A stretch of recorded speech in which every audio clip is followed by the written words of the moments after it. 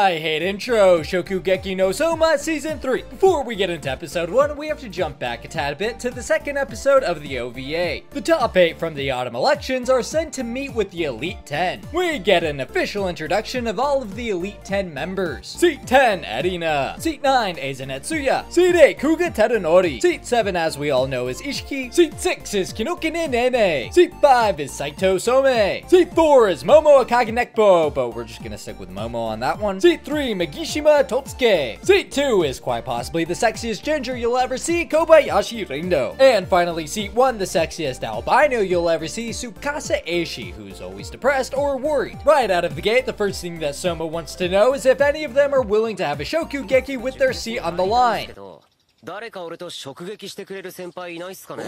all decline because of the massive benefits from being on the Elite 10, but there is a silver lining. Towards the end, while everybody is getting ready to leave, the 8th seed Kuga Teranori states that if Soma can ever best him in anything cooking related, he'll agree to do a Shokugeki with him. And now with that out of the way, we can finally get into episode 1. We kick things off with the introduction of the Moon Festival, where students will set up booths and compete for sales. Soma figures that if he can beat Kuga's sales in the festival, he'll be forced to accept his Shokugeki challenge. He learns from Hojo that Kuga specializes in Chinese cuisine, and she takes him to his research society. While there, Kuga has his chefs whip up his specialty Mapo tofu, which is really spicy but still delicious. Soma has to figure out how to serve people in bulk while also competing with not only Kuga's dish, but with his reputation that will inevitably draw people to his booth. He figures that the only way to get an equal amount of exposure with his booth is to set up next to Kuga's booth and sell Chinese food also, ultimately poaching Kuga's customers. And in the last scene, we find out that students that don't make a profit will be expelled like every other competition they've had. Episode 2.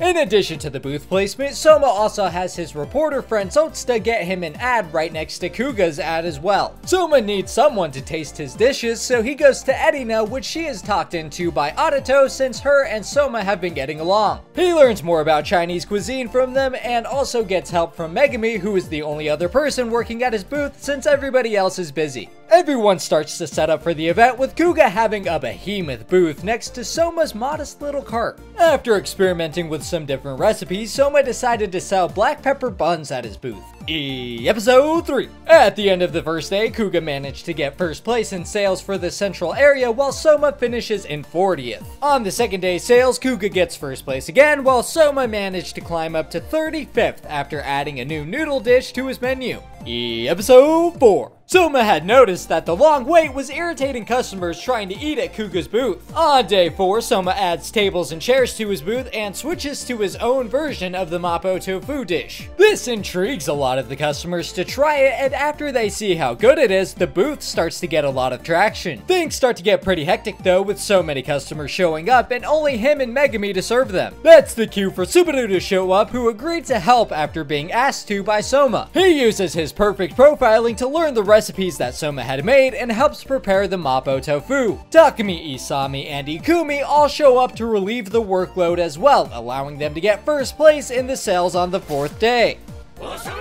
Episode 5. On the 5th and final day of the festival, Kuga beats Soma and wins in overall sales, which you think would be a good thing for Kuga, but he actually had an agreement with the first seat Tsukasa to have a Shokugeki if he got first place all 5 days. Because he lost to Soma on the 4th day and Soma lost in overall sales, there's nobody getting their Shokugekis today. The second seat Rindo takes Soma and Megami to eat at Tsukasa's booth, where Soma realizes just how much stronger he is. And here's where the show takes a rather ominous turn when Erina runs into her father Azami Nakari again in a not so pleasant reunion. Soma comes by hoping to try some of Erina's food at her booth, but instead ends up walking in on this uncomfortable situation. Erina's grandfather shows up to escort his son off of school grounds because he is technically banned from the academy. We get a bit of a plot twist though when Azami reveals that 6 of the Elite 10 members, Eizen, Kinokuni, Saito, Momo, Rindo, and Tsukasa all voted in in favor of Azami becoming the new director of the academy, forcing Senzamon to step down. Episode 6. Joichiro and Gin happen to run into one another while they're both out on business. While together, Gin gets a call informing him that Azami had taken over as the new director. It's also revealed that Azami was actually the third seat behind Gin and Joichiro when they attended the academy. We then get a flashback of Azami and why he was banished. He had isolated Erina as a child and started brainwashing her to do only as he says. I know what you're thinking, no, this is not a hentai plot.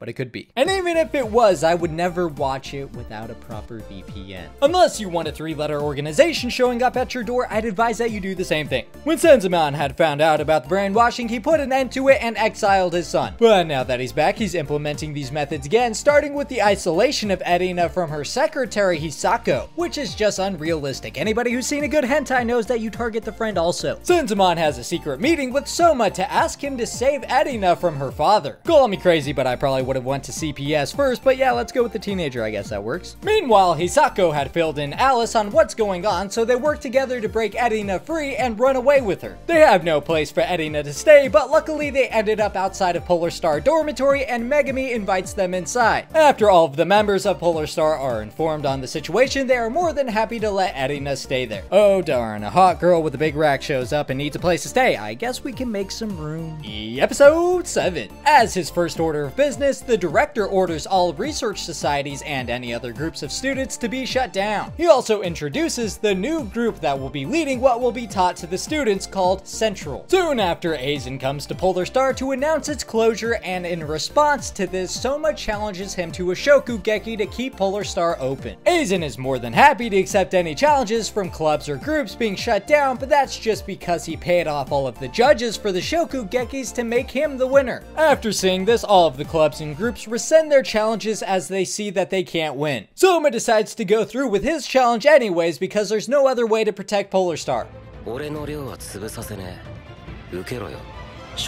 As the Shokugeki gets underway, Aizen sends some of his goons to vacate the dorm ahead of schedule. Episode 8. The eviction commences with Aizen's squad launching their attack on Polar Star, but the Polar Star members rally together to hold them off until the Shokugeki concludes. Soma just focuses on the match though and taunts Aizen, which makes him want to cook seriously to shut Soma up. Aizen serves up a Hainanese chicken rice dish, which thoroughly impresses the judges. Soma responds to this with a special chicken wingtip gyoza dish, which is so good that it forces Aizen to acknowledge his skills. The judges are so enticed by the aroma from the dish that they figure what's the harm of trying it even though they're paid off to make Aizen win. They realize that the dish is spectacular even though it wasn't cooked in the conventional methods that Central is imposing on everybody. This makes them reconsider if there is only one correct way to cook, so they have to give their votes to Soma winning him the Shokugeki. Let's be honest, in real life they would have been like, damn, that's good, but I gotta get paid, and then they would have thrown Soma under the bus, he would have lost his job, gave up cooking, started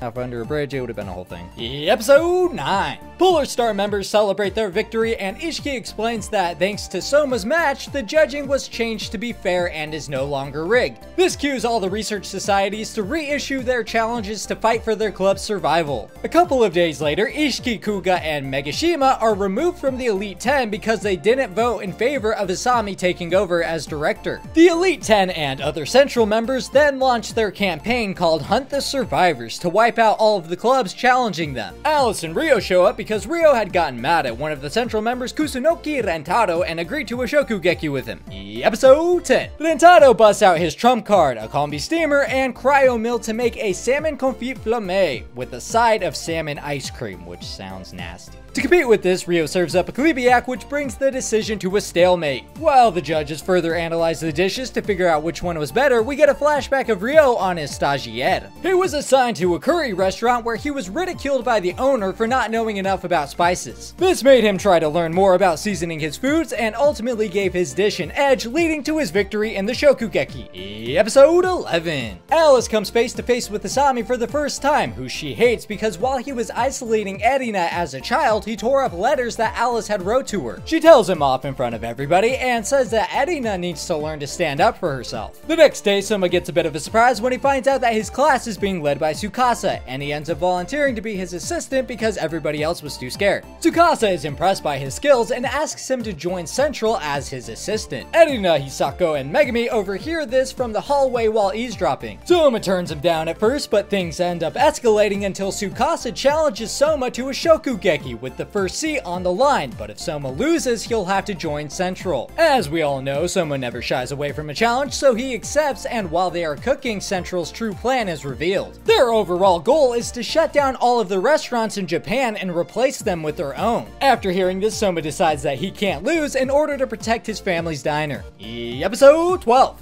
Both Soma and Tsukasa finish their Venetian dishes, and Soma brings in Erina, Adato, and Megumi to act as the judges. They are hesitant at first, but agree to do their best not to be biased. After comparing the dishes, they declare that Tsukasa's dish is better. However, after Tsukasa had tasted Soma's unorthodox cooking, he decides that he's too unpredictable and he doesn't want him to be his assistant. Since this isn't exactly an official Shokugeki, Tsukasa decides to call it a draw and Soma doesn't have to join Central. Later on, Megumi, Ikumi, and Marui have to compete in Shokugekis to protect their clubs from Central, which they all end up winning. Azami then visits Polar Star Dormitory, where everybody finds out that he used to be a part of Polar Star during its golden age with Joichiro and Gin. While talking, Azami speaks very highly of Joichiro and his cooking. In response to this, Soma reveals that Joichiro is his father, right as Erina is coming out and hears him. P.S. You should remember that Joichiro is Erina's role model and she's been wanting to cook for him ever since she met him as a child, but she didn't know about the connection between him and Soma. Naturally, this is a big shock to both Erina and Azami, and then Azami goes on to explain that his main goal is to bring down the system that ruined Joichiro. I'm gonna be doing the future seasons, and that'll be in the bottom left whenever I'm finished with it, or you can check out all the Shokugeki recaps in this playlist here. You can also find the links in the description below, and the only thing I hate more than intros is outros.